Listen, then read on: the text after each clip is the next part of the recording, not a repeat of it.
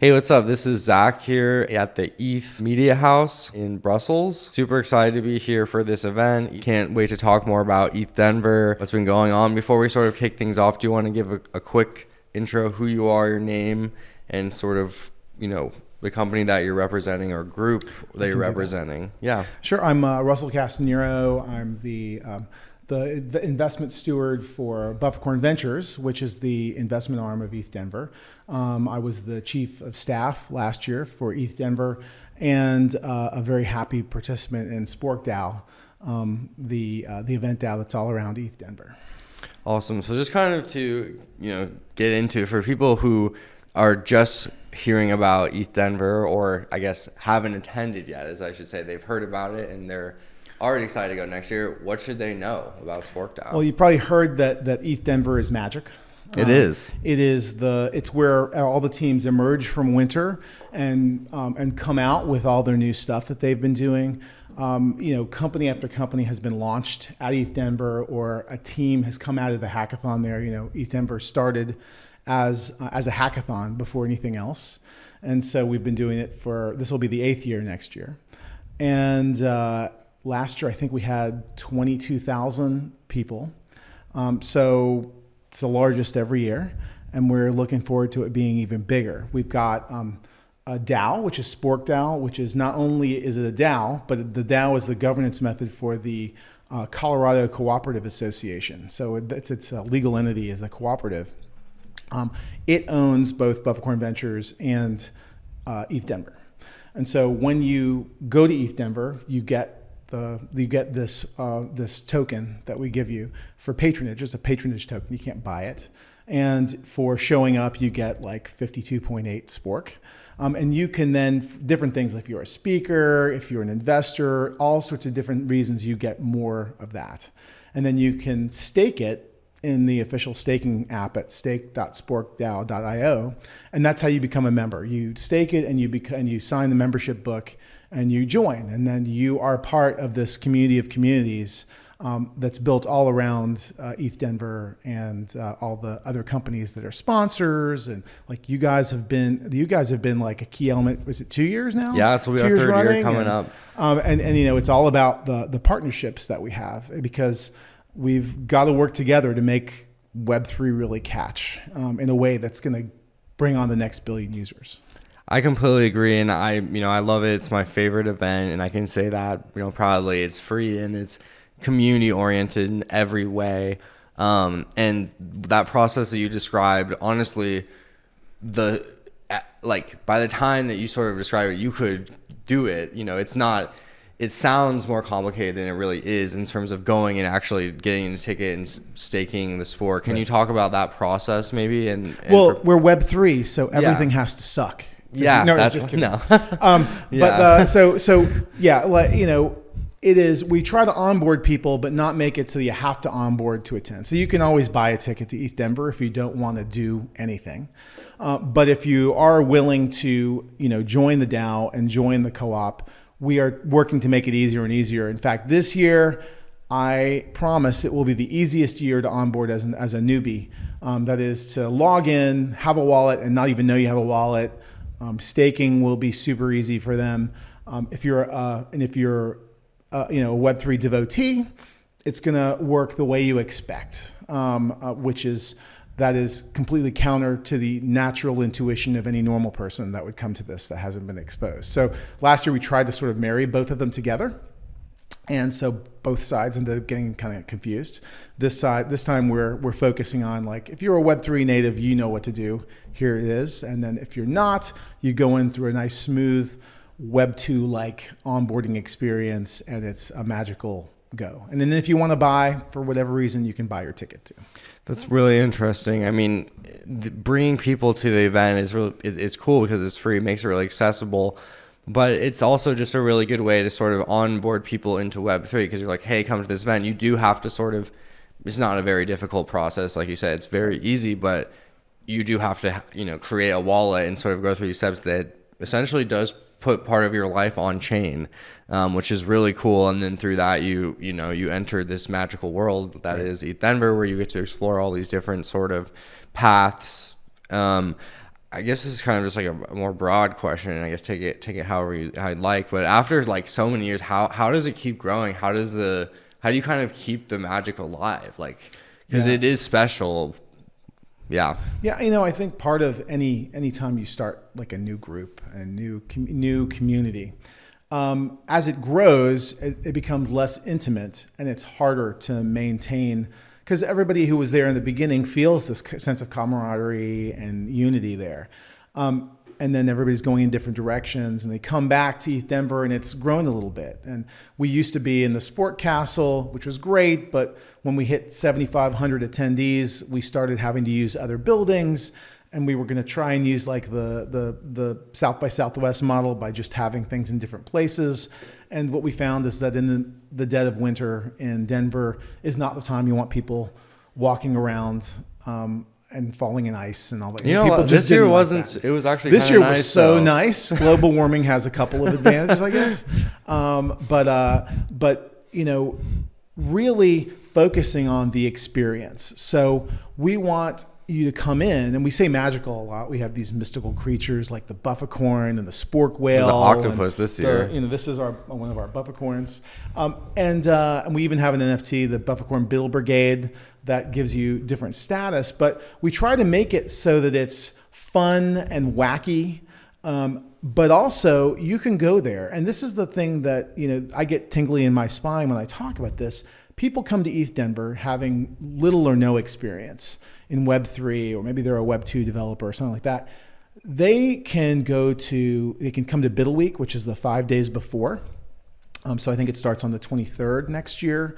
And they will be able to up their skills to figure out like, do I want to join a hackathon team? Do I want to just learn about these new things? We also have Camp Biddle, which is a 0 to 1 program where it's free if you accepted to it. And last year, I think we had 225 people that were accepted in the program, 2 different tracks, one on devs and one on UX, UI people. And you will know enough to get a job in the industry. And year after year, we have these stories, and we were putting them out there last year, where people's lives changed significantly. They had more agency over their lives. They became not necessarily digital nomads, but they were now working for themselves, getting gigs that way, and having a whole new lifestyle, a real pivot point. And even the ones who did that, maybe 2-3 years later, they've been coming, and that they have a whole new experience, and it's a new pivot point because the industry, the ecosystem has changed so much, and there's even more opportunities. It is, if nothing else, it is a career transforming experience if you go in open-eyed and ready to experience it. I completely agree. Now here's the question that people are probably thinking is like, this is amazing. It's, it's free. And then, we talk about sort of the sponsorship, which sponsors power this whole thing. I don't know if we sort of want to get into this now, up to you. Yeah. But if you want to talk about sort of what the sponsorship is going to look like going forward, or anything you want to. Yeah. So if you go to our website, ethdenver.com, and go to the sponsorship section, we're already taking sponsors. In fact, if you are interested in sponsoring, it's time to go. We've got an early bird special that's going on right now. And you get access to more people, more eyeballs, and more potential, whether they're participants or users or collaborators there than anywhere else.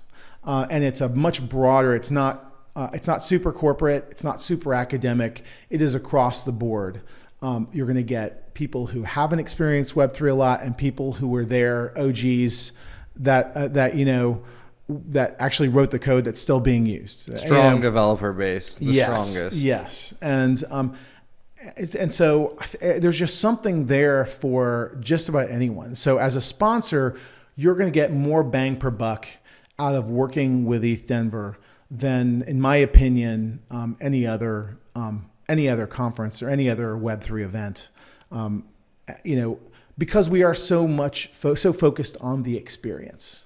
And the crazy thing is, this will be our 3rd year. We've been working together, and we've had so many clients and partners who have sponsored and participated, and they always, come back no matter what. And that's really, I think, an impressive thing. Is it's like everyone who goes to ETH Denver comes back the next year. You know, I've never met someone who hasn't wanted to come back. Right. And it's really cool when you're there because it's really like the whole city transforms into a totally different place. And it's really hard to kind of explain unless you've gone, but it's like every bar, every single, you know, house, Airbnb, whatever, is filled with people who are in this industry. Oh, yeah. And it's such an immersive experience in so many ways, coming off from sort of the main event that all of this sprouts off of and grows from. And so, you know, yeah, the amount of people that you impact if you're a sponsor is extremely high. I definitely would recommend sponsoring. If you're listening to this, we'll definitely be there. What else can people kind of expect that's new this year? Anything that you kind of want to share? I probably don't want to tip our hat too much on Fair kind of some enough. of the cool stuff. I think we want to refocus on the hackathon a little bit, and so one of the things that we're Bidathon. doing, the Bidathon, exactly. And so we're going to actively work with more partners. So if you are interested in working with us to run the Bidathon, contact us through that sponsorship link as well, because you know, it's more than just a few people can do. And like I said, we are a community of communities, and hackathons are hard to run and bounties are hard to do and create. And, you know, I think everybody's ready for a new approach to bounties and hackathons. If you're, you know, you can disguise something as a bounty and all you're really trying to do is to onboard them onto your platform. Let's be honest and call it what it is. Not that, you know, you just an incentive to onboard, and let's have, like, if there's, you know, just really things that are coding exercises, sure, that's a reward for doing that. But we still have teams that like, let's try and solve a problem with a hackathon team. And that was the original, you know, view of it. And so I think that, you know, since we have such a broad range from people that just learned how to do all this stuff to, you know, hardcore devs who work on smart contracts that are used every day all over the place. Another approach to hackathons would be great. So if you want to be part of trying to design that, we're looking for partners. And I think this is a really good point to make, or something that I think people who don't know is that, you know, ETH Denver, even though the name is ETH Denver, there is it's a super multi-chain event. I mean, I was a Bitcoiner when I first started coming too. So, you know, it's across the board, you know, not ETH only, you know, Near has been there year after year, clearly not an EVM based system, but what a great partner they've been. You know, it's the place to launch. Yeah. No, I mean, I think that's really important for sponsors and communities. It's like, it's everyone in Web3, you know, like you're getting to every community in one place, which you really can't do anywhere else. Yeah. I've been talking here in Brussels to a lot of people from all over, and like, I just can't quite get over to Denver. It's just too far away. It's not. Come. The flight isn't so bad. And you will really, really enjoy it if you come. Really, it's worth the hop over the big pond. It is worth it. I agree. I mean, I live in, you know, the U.S., but no matter where you live, it's worth it. So thank you so much for the amazing interview. Any closing thoughts? No, I think, you know, whether you are somebody who's in the industry and want to do something, I think most of us want to do important, good things. And if that's what you really want to do, ETH Denver is going to align with your ethos really well. And if you haven't come, I invite you to come for the first time to what will be the best ETH Denver so far. So, so that's a challenge. You come. It's free. All you have to do is stake your Spork. Let's go. Stake your Spork. Come through to ETH Denver. See you guys soon. Hey, what's up? But it's not something Genzio is afraid of. If you want to survive, you got to build a house. How many know we do not understand that we do not understand? Ladies and gentlemen. Rebecca's Genzio Media House. Awesome. Thanks so much for joining us today.